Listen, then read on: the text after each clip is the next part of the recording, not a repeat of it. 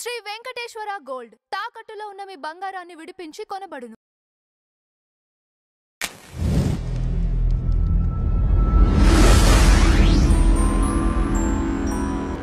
నమస్కారం కృష్ణకుమార్ గారు.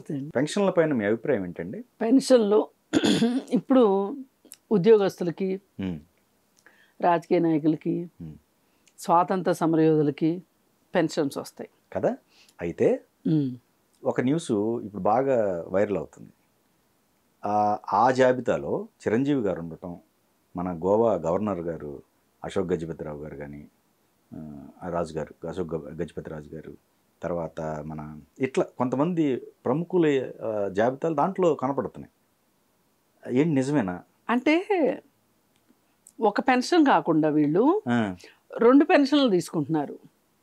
ఇప్పుడు ఒకే వ్యక్తి ఎమ్మెల్యే అయ్యారనుకోండి, ఆ టర్మ్ అయిపోయిన తర్వాత ఎమ్మెల్యే పెన్షను.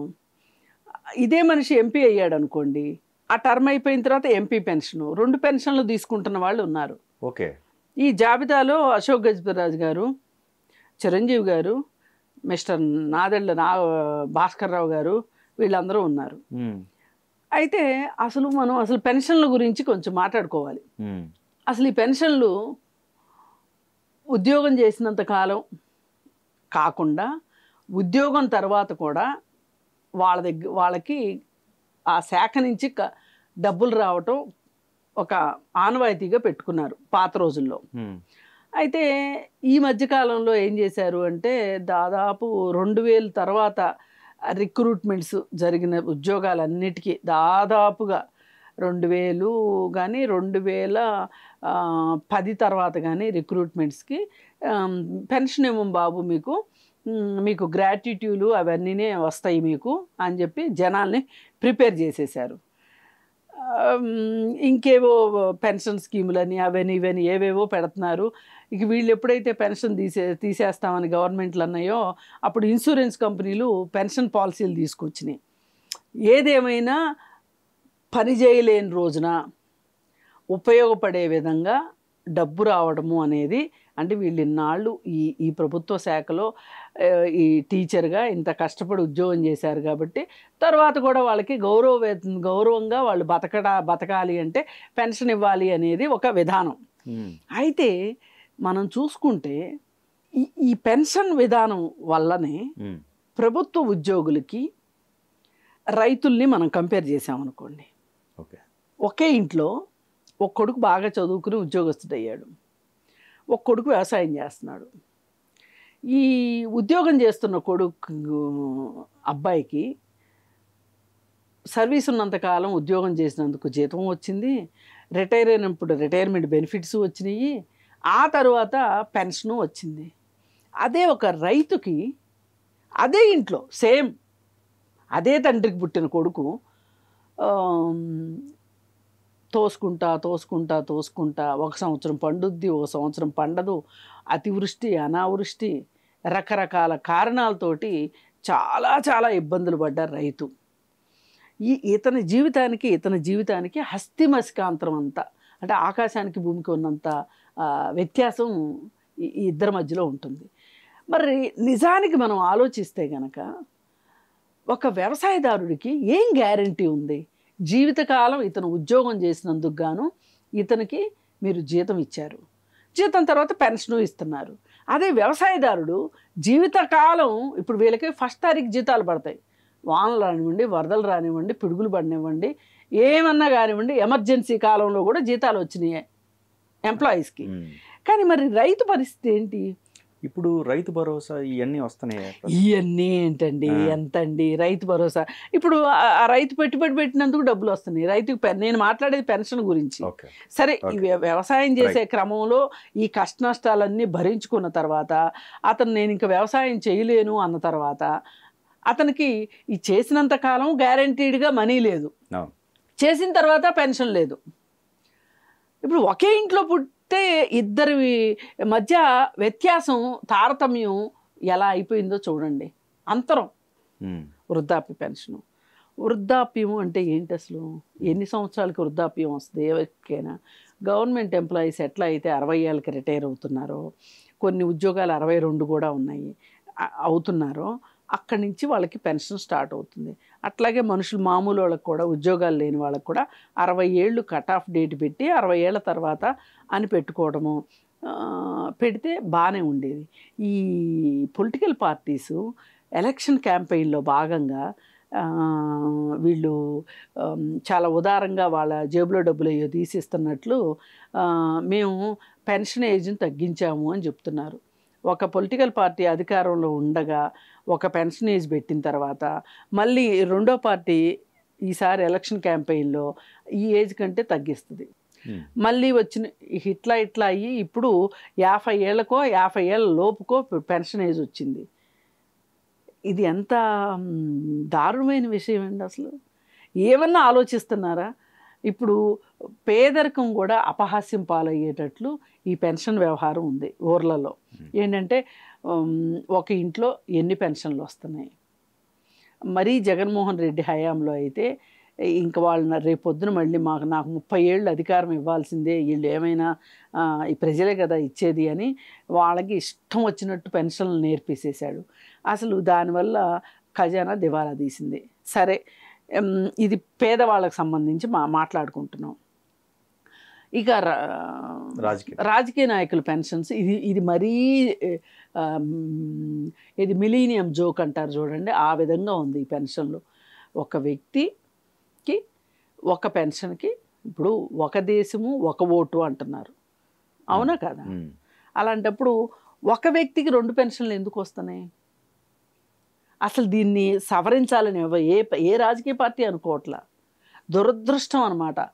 అంటే రాజకీయాలు దగ్గరకు వచ్చేసరికి ఇట్లాంటి వాళ్ళ సొంత ప్రయోజనాల దగ్గరకు వచ్చేసరికి అందరూ ఒకటైపోయి ఒక వ్యక్తికి ఎమ్మెల్యే పెన్షను, ఎంపీ పెన్షను, 2 పెన్షన్లు.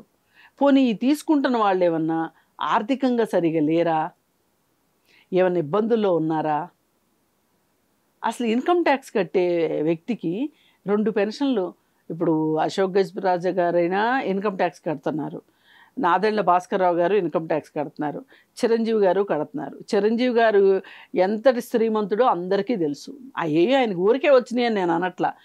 అయినా సరే వీళ్ళు ఎందుకు పెన్షన్ని వద్దనుకోవట్లేదు?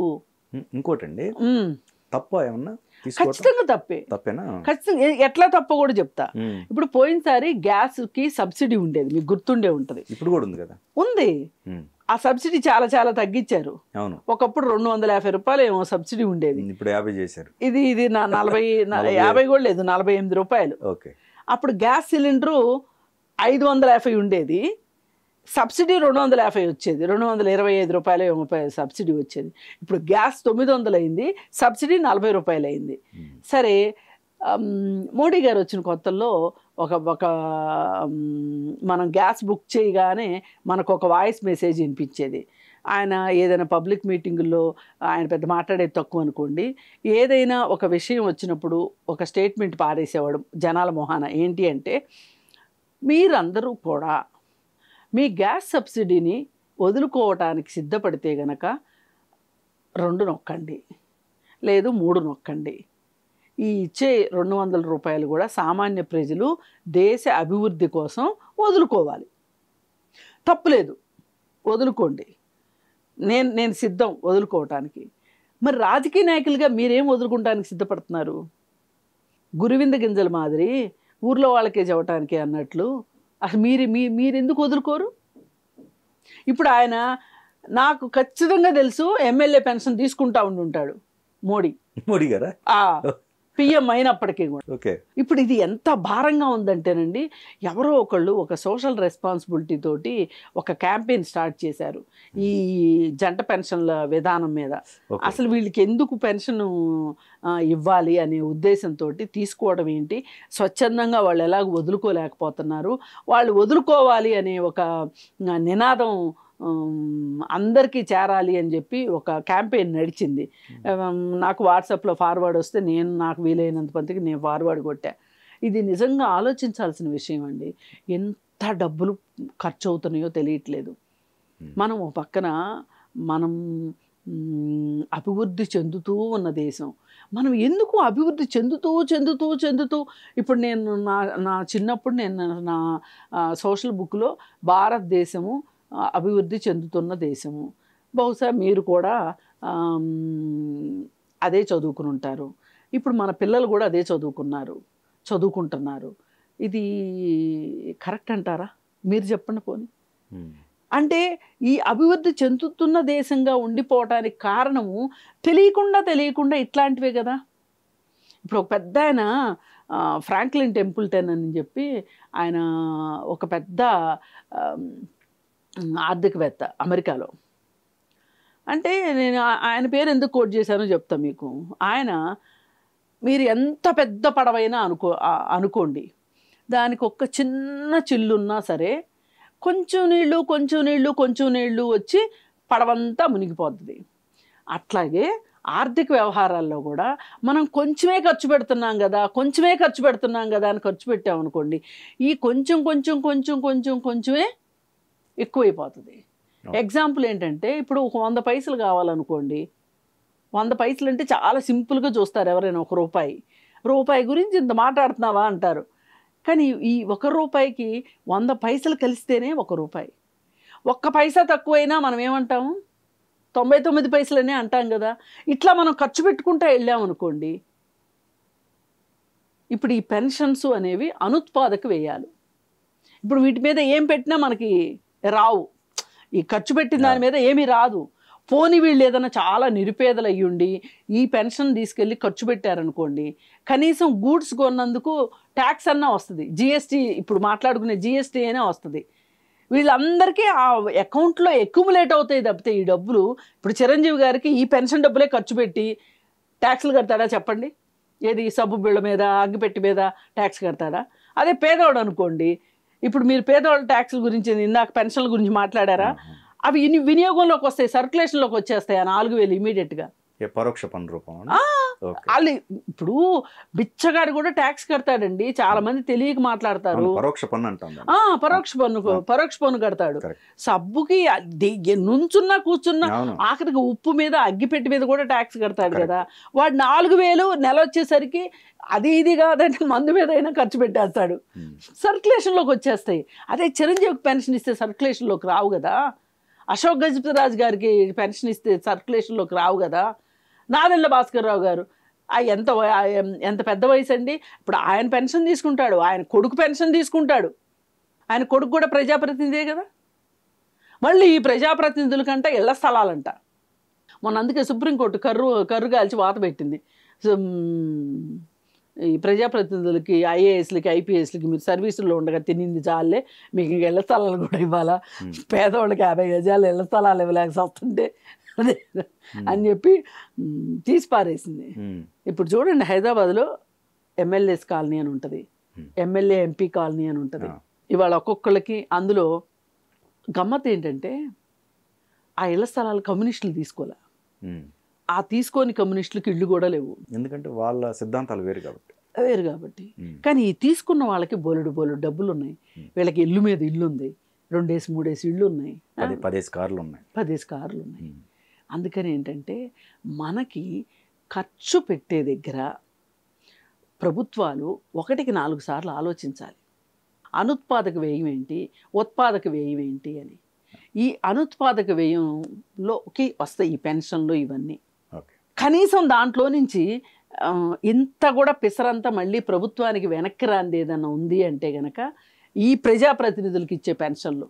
మిగతా ఏ పెన్షన్ అయినా సరే, ఒంటరి మహిళ పెన్షన్ ఇస్తున్నారు, శబాష్, అమ్మఒడి ఇస్తున్నారు, దాని మీద కూడా కొన్ని అభ్యంతరాలు ఉన్నాయి. కాకపోతే ఈ ఇచ్చేదంతా పేదవాళ్ళే తీసుకుంటారు కాబట్టి వాళ్ళ డబ్బులు సర్క్యులేషన్లోకి వస్తాయి ఏదో ఒక విధంగా. ఈ డబ్బున్న వాళ్ళకి ఎందుకు పెన్షన్లు అనేది నా ఉద్దేశం. నేను దీన్ని పూర్తిగా విభేదిస్తాను. పైగా ఇంకొకటి, గవర్నమెంట్ ఉద్యోగస్తుల్లో కూడా ఒక గవర్నమెంట్ ఎంప్లాయీ తను పెన్షను దాదాపు 40,000, 50,000 పెన్షన్ తీసుకుంటున్నారు. ఇవాళ టీచర్లు కూడా 40,000, 50,000 రిటైర్ అయిన వాళ్ళు పెన్షన్లు తీసుకుంటున్నారు. వీళ్ళు సర్వీస్లో ఉండగానే వాళ్ళ పిల్లల్ని బాగా చదివించుకుని ఉన్నత చదువులు అమెరికాలు పంపించేసిన వాళ్ళు కూడా ఇక్కడ పెన్షన్ తీసుకుంటారు. ఇప్పుడు కొడుకులు, కోడళ్ళు, కూతుర్లు, అల్లుళ్ళు బాగా మళ్ళీ ఇంకొక గవర్నమెంట్ ఉద్యోగంలోకి వస్తే కూడా వాళ్ళు తల్లిదండ్రులను చూసుకోలేరా అండి? వాళ్ళకి పెన్షన్ ఇవ్వాలా?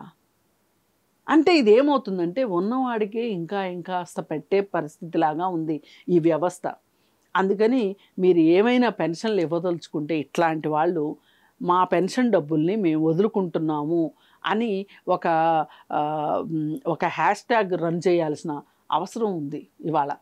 మరి మోడీ గారు చెప్పినట్లు పేదవాళ్ళు కూడా వాళ్ళకు వచ్చే గ్యాస్ సబ్సిడీని వదులుకోవాలి అని ఉద్బోధ చేసిన వాడు తన సహచర ఎమ్మెల్యేలకి, ఎంపీలకి, మంత్రులకి ఈ మాట ఎందుకు చెప్పలేకపోతున్నాడు? ఇప్పుడు సర్వీస్లో ఉండగా వాళ్ళు జీతం తీసుకుంటాం తప్పులేదు, సర్వీస్ అయిపోయాక సంగతి మనం మాట్లాడుకుంది పెన్షన్స్. దీని మీద కొంచెం చదువుకున్న వాళ్ళు, మేధావులు ఆలోచించాల్సిన అవసరం ఉంది అని నేను అభిప్రాయపడుతున్నాను.